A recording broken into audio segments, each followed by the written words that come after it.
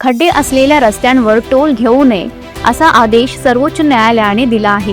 रस्त्यांवर खड्ड्यावरून सर्वोच्च न्यायालयाने एक अत्यंत महत्त्वपूर्ण निरीक्षण नोंदवलं असून यामुळे कोट्यवधी भारतीयांना फायदा होणार आहे।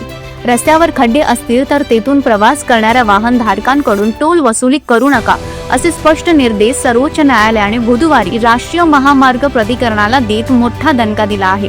टोल भरणाऱ्या नागरिकांना चांगले रस्ते मागण्याचा अधिकार आहे।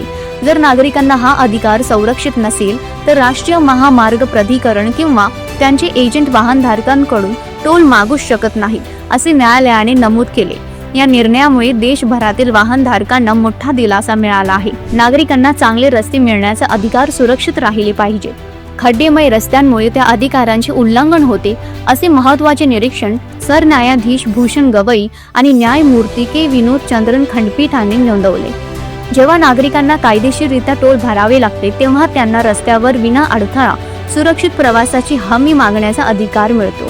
सर्वोच्च न्यायालयाच्या निरीक्षणामुळे हा निर्णय देशभरातील खराब रस्त्यावरील टोल वसुलीवर परिणाम करू शकतो।